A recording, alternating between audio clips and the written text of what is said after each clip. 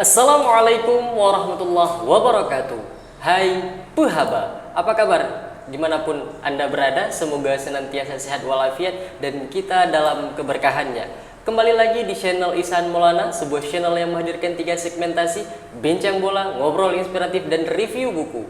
Pada kesempatan ini di bincang bola, lagi panas-panasnya, kita akan coba mengulik bagaimana daripada partai puncak antara Persib Bandung dan Persija Jakarta yang semua teman-teman sudah tahu. Pada akhirnya Persija Jakarta keluar sebagai pemenang. Nah, di segmen ini kita akan coba melihat sisi lain atau bisa kita sebut dengan bedah taktik di mana lebih dan kurangnya dari kedua tim besar di Indonesia ini. Bersama kita telah hadir tak asing lagi Coach Iwan Setiawan. Bang, selamat datang di channel ini. Apa kabar? Alhamdulillah, baik. Nah, Bang, kita langsung to the point nih. Bagaimana Abang sebagai pelatih melihat partai puncak yang mempertemukan Persib dan Persija? Abang nyangka mereka sampai pada tahap ini, Bang? Ya, yang jelas kita coba kembali dari awal. Kita melihat mungkin semua juga setuju bahwa kedua tim ini, baik Persija maupun Persib, tim yang memiliki persiapan yang lebih baik daripada tim-tim yang lain. Jadi artinya kalau misalnya kedua tim ini pergi sampai ke partai puncak, itu adalah hal yang wajar. Saya juga dari awal juga udah menduga bahwa kedua tim ini mungkin akan bertemu di partai final. Ya. Nah, Bang, kita akan mulai soal bedah taktik nih, teman-teman, dan semoga bedah taktik ini menambah pembendaharaan pengetahuan bagi kita yang mencintai sepak bola. Baik itu Anda sebagai pelatih ataupun bukan pelatih, ada ilmunya, insya Allah. Nah, kita mulai dari leg pertama, Bang, di mana saat itu Persija Jakarta menang 2-0. Gol diciptakan oleh dua anak muda istimewa, Brave Fatari dan kemudian juga Taufik Hidayat. Betul. Nah, bagaimana Abang melihat dari soal taktik ini, Bang? Ada satu, kalau buat saya ada satu yang saya tidak menduga, ya, dimana kita berharap partai final ini merupakan partai puncak yang menampilkan satu performan yang menarik, ya. Tapi saya tidak melihat pertandingan final ini sesuatu yang menarik karena ini ada sudut pandang saya sebagai pelatih. Apa yang dilakukan oleh Persib Bandung, ya, saya melihat bahwa ini satu keputusan yang sangat keliru yang diambil oleh coach dari Persib Bandung, ya, Albert Rini, ya. Kalau Persija sendiri itu dari Persib Bandung. Kalau Persija sendiri saya melihat bahwa tidak ada satu perubahan signifikan dalam hal taktikal, ya, di mana mereka bermain dari awal dengan formasi 4-2-3-1. Ya, terus masih tetap selalu menonjolkan kemampuan individu daripada Rico Simanjuntak. Sama, tidak ada juga yang istimewa, tapi ada yang meningkat dari tim Persija adalah pada saat mereka habis kalah di pertandingan perdana dengan PSM. Saya melihat tim ini bermain lebih militan. Ya, itu yang punya progres di tim Persija. Tapi saya tidak melihat juga ada taktik yang istimewa yang dibuat oleh Persija, tapi lebih kepada keunggulan daripada kualitas individu-individunya sampai akhirnya mereka pergi ke final. Ya, jadi seperti itu. Nah, dan kalau dari strategi sendiri, meskipun Abang tadi mengatakan bahwa didominasi oleh individual pemain, bagaimana Abang melihat daripada kecerdikan entah itu dari pemain sendiri ataupun pelatih dalam memanfaatkan ruang-ruang yang ada daripada Persib Bandung? Ya, itu sebenarnya pertanyaan yang saya tunggu-tunggu, ya. Karena pertemuan kita ini buat saya yang paling menarik adalah pada saat kita berbicara tentang bedah taktik, apa yang dilakukan oleh Persib Bandung, apa yang dilakukan oleh Persija. Kembali saya ulang bahwa Persija bermain dengan formasi 4-2-3-1 dari penyisihan. Umumnya mereka bermain dengan formasi yang sama, ya. Kalau kita lihat ini Persija yang warna merah, kita anggap Persib yang warna biru, ya. Terus Persib Bandung ini buat saya yang menarik, pelatih sekelas Rene Albert, ya. Kenapa dia tidak melihat dengan bermain formasi 4-4-2, ya, 2 center back, full back, ya. Pada leg pertama dia pasang di sini Victor Ibunevo, ya, duet sama si Nick Weaver. Terus di kirinya Ardi Al Idrus, di kanannya ada Supardi, ya. Terus di kanan di sini saya wingernya ada Febri, ini si Fred Butuan. Terus ini si Ezra dan duet dengan Wonderly. Tapi ini yang paling saya cermati. Pada saat si Rene Albert memasang duet di si Farhat Nur, ya, siapa? Farhan Nur duet sama Aziz. Di sini gamblang sekali kita bisa melihat, ya, formasi 4-4-2 ketemu dengan formasi 4-2-3-1 yang dimainkan oleh Persija. Ini daerah yang paling kita soroti. Bagaimana mungkin 2 pemain Persib harus berhadapan dengan 3 orang? Dari dalam jumlah orang aja Persib udah kalah. Ya, dimana sama-sama kita tahu ini semuanya adalah pemain-pemain yang berkualitas. Persija di sini menurunkan Rohit Chan duet sama Mark Klok, ditambah dengan anak muda si Brave. Jadi 3 orang ini, ya, bertemu dengan 2 pemain Persib. Nah, yang buat saya yang anehnya lagi, ini Farhat Nur, ini Aziz, di mana 2 pemain ini sama-sama kita tahu pemain-pemain yang tidak begitu kuat di dalam bertahan. Nah, akhirnya pada pertandingan kemarin kita lihat Brave bisa menciptakan gol. Siapa Brave? Brave ini adalah pemain nomor 10, pemain second striker yang harusnya bertemu dengan holding midfield. Tapi Persib tidak lakukan itu, akhirnya selalu dimanfaatkan apabila misalnya seperti ini kondisinya, ya. Dalam keadaan pemain Persib ditekan seperti ini, dengan memakai 2 seperti ini, ya, ini katakanlah seperti ini. Dengan memakai 2 tidak menggunakan satu holding midfield, ini selalu kosong. Ya, kalian bisa lihat ini selalu kosong. Ya, apalagi kita tahu ini Aziz, ini Farhat Nur, pemain yang tidak terlalu bagus bertahannya, sehingga masuklah anak muda satu, Brave, bisa bikin gol melalui manfaatkan daerah kosong yang ini. Nah, sebenarnya dari awal sebelum bermain, saya udah melihat pada saat susunan pemain seperti ini,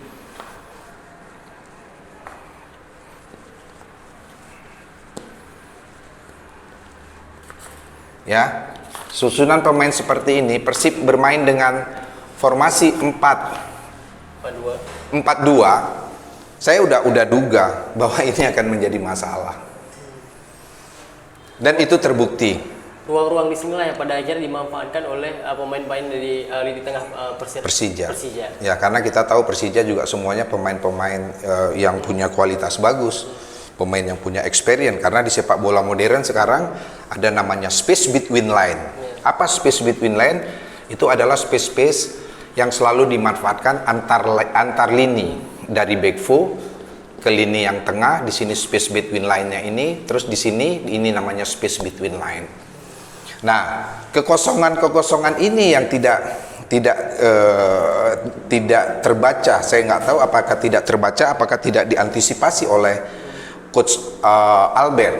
Tapi kalau kita baca dari pemberitaan yang ada dari awal, Albert juga mengatakan bahwa ini hanya pramusim dan dia akan mencoba memainkan semua pemainnya. Apakah kemudian dalam artian lain Abang melihat bahwa memainkan Aziz dan Nur di sini gambling yang risikonya terlalu besar? Terlalu besar, besar sekali. Jadi walaupun misalnya Coach Albert mengatakan bahwa ini adalah ajang sebagai uji coba pada saat nanti mereka akan tampil yang sepenuhnya pada saat nanti kompetisi, ya. Tapi pada saat kompetisi saya juga bisa pastikan kalau Persib bermain dengan komposisi ini, saya yakin kekalahan demi kekalahan juga pasti akan dialami oleh Persib. Kenapa?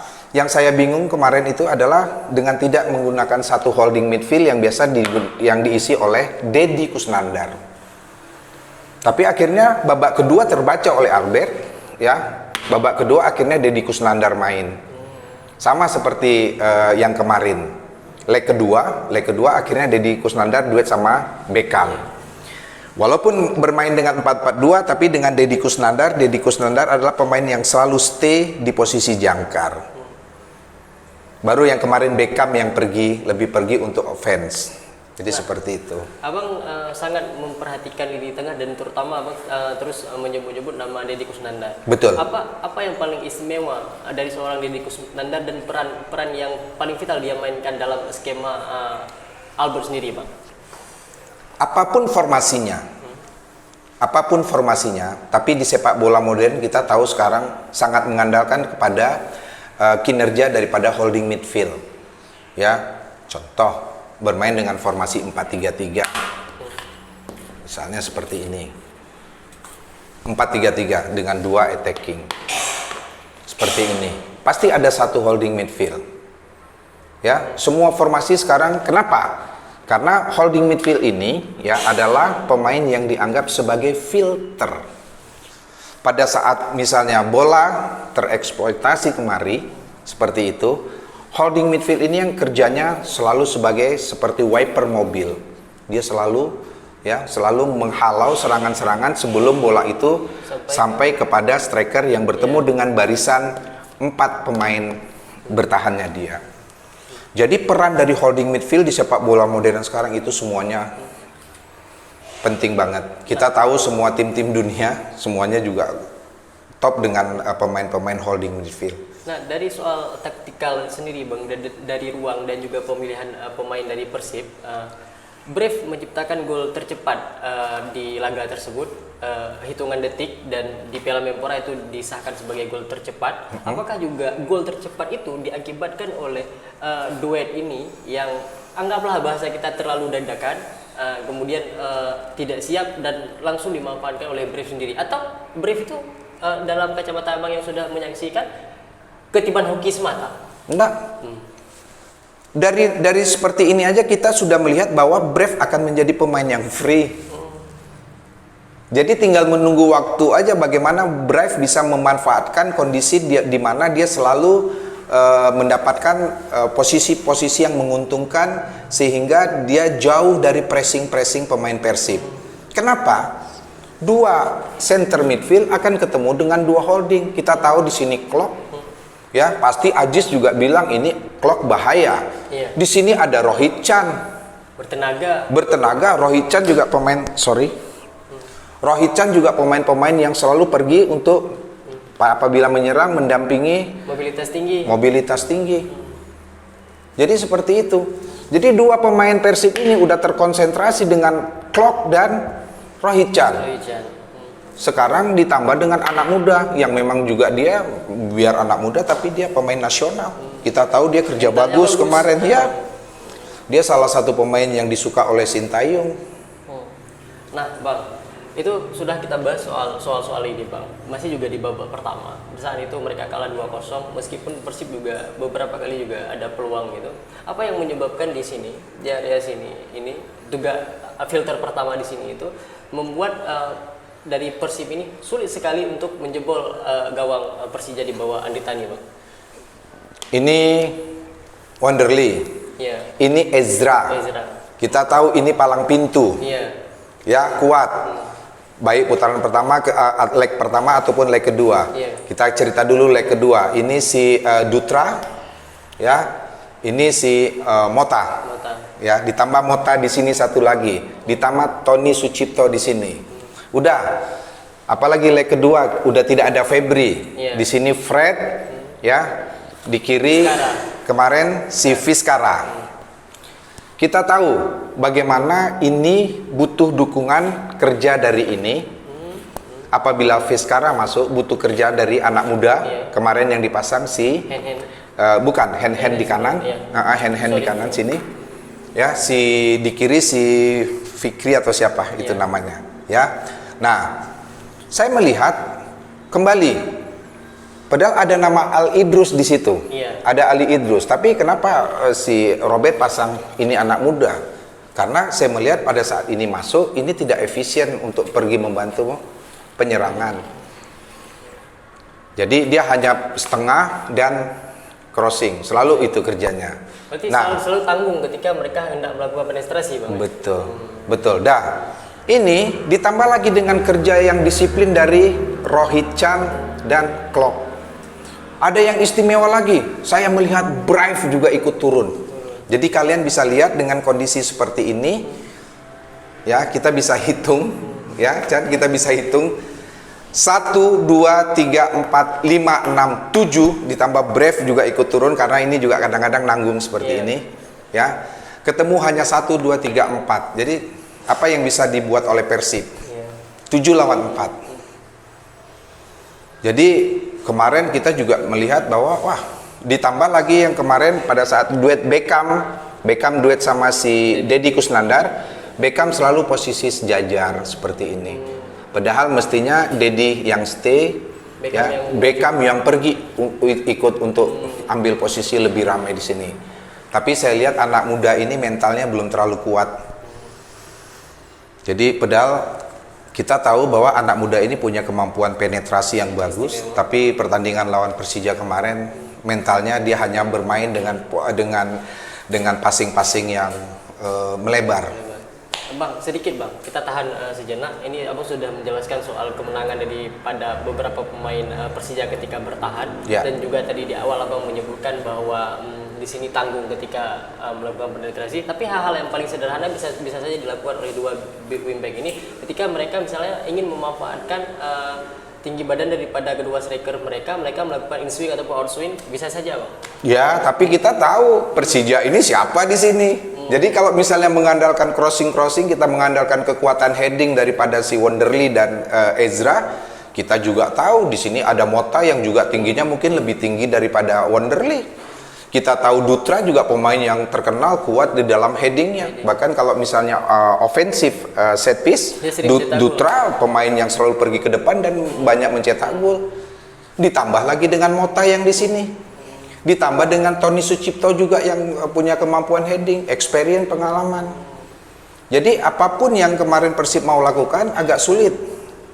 Mestinya ya tadi yang saya bilang, start to holding midfield, ya baru nanti fokus pemain-pemain yang lain untuk pergi menyerang. Nah Bang, kemudian dari Persija sendiri seperti kemarin waktu di leg terakhir 2 gol diciptakan oleh satu oleh Rico, satu lagi oleh Osvaldo Hai. Keduanya saling bergantian melakukan assist gitu. Orang-orang publik kemudian menilai bahwa Persija itu terlalu Rico sentris. Ia yang kemudian menjadi pelayan baik untuk Simic ataupun striker-striker yang lain. Apakah Abang setuju terhadap pandangan itu? Seperti apa, Bang? Ya tadi kan udah saya bilang ya bahwa memang dari awal tidak ada progres dalam hal taktikal yang diperlihatkan oleh Persija. Cuman progresnya Persija adalah dalam hal mentality. Pada saat dia kalah dari PSM, dia tahu kita tim besar dengan pemain-pemain bayar mahal. Kita tidak boleh hanya berpartisipasi di Kemenpora karena tuntutan orang terlalu besar untuk tim Persija dengan materi yang seperti itu. Akhirnya mereka bangkit. Ya. Jadi kalau saya bilang ini juga mungkin sukses daripada Sudirman membangkitkan motivasi ini. Karena kita juga tahu ya Persija juga ada Andri Tani, pemain senior yang juga mungkin pintar di dalam memainkan emosional teman-temannya. Jadi seperti itu. Berarti beberapa kali Abang ulang-ulang, berarti praktis bisa disimpulkan bahwa secara taktikal dari Sudirman sendiri tidak kelihatan, tapi mungkin dia bisa memainkan psikologis anak-anak di psikologi. Setuju karena tadi seperti yang Chan sampaikan bahwa dominasi dari Rico Simanjuntak itu besar sekali di Persija. Jadi sekarang saya kasih gambaran. Ini gampang. Kalian semua mungkin akan terbuka. Kenapa Persija tidak bisa mengalahkan PSM? Kenapa Persija tidak bisa mengalahkan PSM? Kuncinya satu. Ini Rico Simanjuntak, ini Rahman. Kebetulan ini pemain lama sama saya. Ini Abdul Rahman. Rico mati, Persija nggak ngapa-ngapain. Pertama dia kalah, yang kedua tetap juga nggak menang lawan PSM, tapi kalah adu penalti. Ya, Rico nggak bisa ngapa-ngapain kalau ketemu Abdurrahman.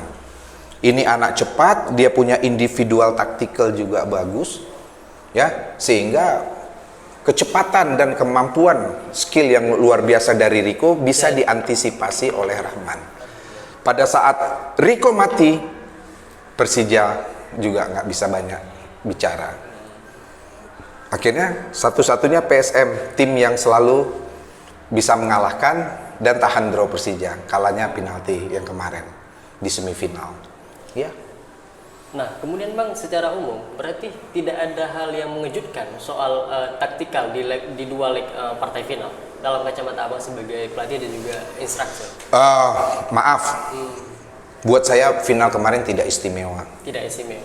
Tidak istimewa, karena tidak ada yang bisa kita petik dalam hal taktikal. Semua pemain bermain dengan dengan kemampuan individu yang sama-sama. Saya melihat Rico bergerak di sini, ya. Ini Brave juga di sini, ini Osvaldo bergerak di kiri, tapi kita tidak melihat ada macam satu planning taktikal yang saling mengisi. Mungkin ini pancing lawan kemari, ini kemari, ngikut, tiba-tiba ini muncul bola kemari, seperti itu. Tidak ada taktikal yang dirancang, sehingga kita melihat bahwa itu memang udah taktikal yang dihafal oleh semua pemain, baik Persib maupun Persija. Jadi kalau saya pribadi, saya melihat final kemarin bukan sesuatu yang istimewa, tapi kita bersyukur pertandingan Kemenpora ini sampai ke partai puncak semua berjalan baik, yang memang itu yang kita harapkan. Mudah-mudahan ini menjadi perhatian dari pemerintah untuk memberi izinnya di kompetisi Liga 1 atau Liga 2 nanti. Ya. Nah, lain Bang, soal taktikal ada hal yang mengganjal yang barangkali ingin Abang sampaikan? Ya, apa ya? Saya pikir buat saya aneh aja ini. Ya. Yang tadi saya sampaikan, seorang Rene Albert dengan formasi Persija yang main dengan 4-2-3-1, dia bermain 4-4-2, apalagi pada saat leg pertama dia pasang Farhad Nur duet sama Aziz. Ini yang paling saya sorotin. Itu leg pertama. Terus di leg kedua ada Al Idrus tapi dia pasang anak muda duet di sini. Oke, ini dia ganti dengan hand ya, duet Jufrianto sama Victor Igbonevo, ya. Terus ini dia pasang Beckham duet sama kembali Deddy Kusnandar, yang pemain tadi saya bilang pemain yang kuat sekali dalam bertahan. Dia masih menggunakan taktikal dan formasi yang sama, tapi yang agak saya sorotin adalah satu, ini kenapa tidak pasang Al Idrus pertama, karena kita tahu kemampuan Persija. Satu Indonesia tahu bahwa kekuatan Persija adalah Rico Simanjuntak. Kenapa alasannya Albert memasang bek kiri anak muda, dan itu terbukti akhirnya dia kartu merah. Itu satu.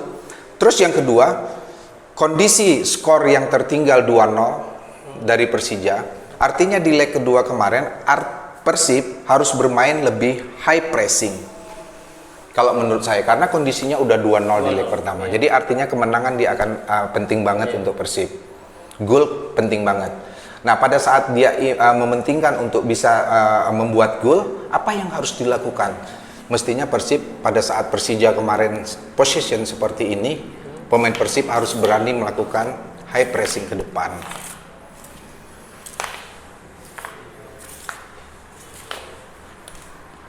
Ya, jadi kira-kira seperti inilah kalau saya bilang. Kejadiannya. Mestinya kemarin itu akan seperti ini. Jadi pada saat Andre Tani pegang bola, pancing, mungkin kasih ke sini, untuk selanjutnya ini semuanya pressing. Pressing ke atas. Karena kan kita ingin kejar kemenangan. Iya. Kita udah ketinggalan 2-0 di leg pertama. Nah, saya tidak melihat Persib melakukan ini. Ya, saya nggak melihat bahwa Persib tetap dia turun, retreat, dia tunggu di middle. Ya, ini middle. Dia tunggu pemain 4-4-2 seperti ini.